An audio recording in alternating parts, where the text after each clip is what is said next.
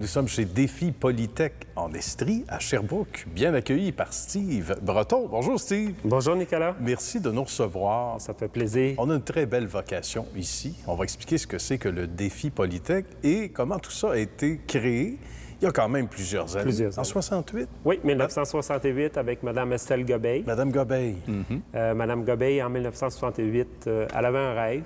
C'était de faire travailler des gens qui ont des handicaps. Puis elle a parti son entreprise au niveau de la sous-traitance. Donc, elle a été une femme avant-gardiste pour son époque. En 68, partir une entreprise pour une femme, surtout, ça devait être assez rare. Assez rare. Puis j'imagine d'aller voir le banquier, dire, je me pars à une usine, je fais travailler des gens handicapés. Il y a peu de chances que... Peu de chances de réussir. Oui, ça se peut que le banquier vous dise j'ai un autre appel. Hein? C'est ça, oui. Mais avec son rêve, aujourd'hui, Défi Polytech a été créé on a vraiment une belle entreprise. Vraiment. Il faut que tu nous parles de la transformation, parce qu'on y travaillait le bois. Oui. D'ailleurs, on a de belles valeurs écologiques, environnementales. Rien ne se perd. C'est pas juste un dicton ici. Raconte-nous où on se trouve dans la grande cafétéria. On se trouve dans la cafétéria de chez Défi Polytech. Oui, c'est immense. C'est une cafétéria où tout ce qui était fabriqué ici vient au niveau de la récupération. Bravo. Et c'est inspirant. Donc, pour les gens aussi qui viennent y travailler, on va parler des différentes limitations. Oui. Et on le disait à micro fermé tantôt, souvent, on a toutes nos capacités, tous nos morceaux, comme disait mon père, puis on se plaint.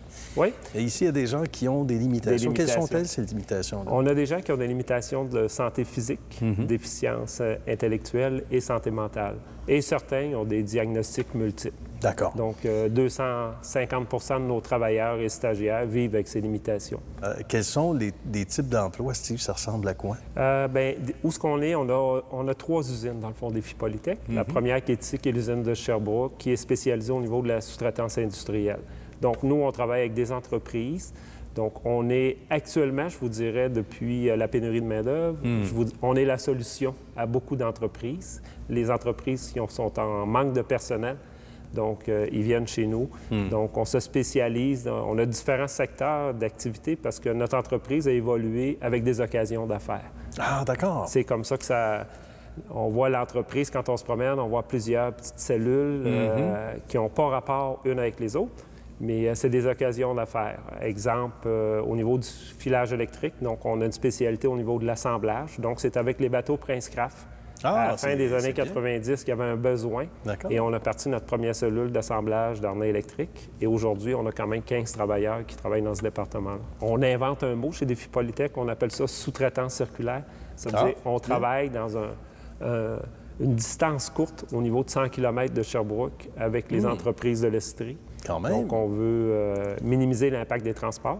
Parce que les frais de transport, c'est un impact majeur. C'est vrai. Plus qu'on pense. Plus qu'on se pense, et de plus en plus. Et dans les années futures, ça va avoir un impact vraiment majeur au niveau des différentes entreprises. Donc, on veut desservir les entreprises de l'Estrie. Bien. Nous, pendant la pandémie, on a fermé peut-être l'espace d'1 mois. OK. Ensuite, on a travaillé ici parce qu'on était service essentiel dans beaucoup de départements. D'accord. On alimentait, entre autres, les chaînes de quincaillerie puis des magasins spécialisés. Puis, on a eu, par contre, un peu de difficulté au niveau des embauches, mais depuis la fin de la pandémie, ça a repris. Ça a repris son cours, puis tout rentre dans l'ordre. Ça doit être excessivement gratifiant. C'est gratifiant de voir l'évolution d'un travailleur. Oui. De voir certains ont commencé ici en milieu de stage, avec peu d'heures par semaine. Donc, c'est vraiment travailler sur le savoir-être, savoir-faire. Mais on travaille beaucoup sur le savoir-être dans les débuts, de créer des habitudes de travail, de se lever le matin, de se faire un lunch, de respecter des horaires. Puis, au fil du temps, certains employés ont augmenté le nombre d'heures par semaine. Puis, ils ont passé ici à l'emploi. Puis, certains vivaient dans des familles d'accueil. Aujourd'hui, ils se retrouvent chez eux en appartement. Ils ont leur voiture, sont 100 autonomes. Certains couples se sont formés ici. Mais oui, beaucoup. Tu me disais ça. Oui, c'est ça. À l'époque, on disait on va se partir une agence de couple. Oui, c'est presque ça. Oui, puis beaucoup de nos travailleurs vivent seuls. Donc, le milieu de travail, c'est un milieu de vie pour eux. Là. Leurs amis sont ici.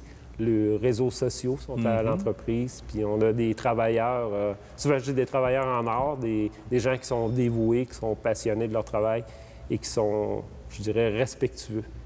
Bien, j'imagine. Ça fait de belles personnes. De belles personnes. Hein? Oui, on développe de beaux êtres humains. Oui, puis il y a des relations de confiance là, qui s'établissent entre la direction et les employés parce qu'on en prend soin de nos gens. Oui, voilà. Ça part d'en haut. Hein? Ça part d'en haut. Notre priorité numéro 1, c'est toujours de prendre soin de nos travailleurs. Oui, quand c'est bien dirigé. Puis c'est fait pour les bonnes raisons. C'est fait pour les bonnes raisons. Avec passion.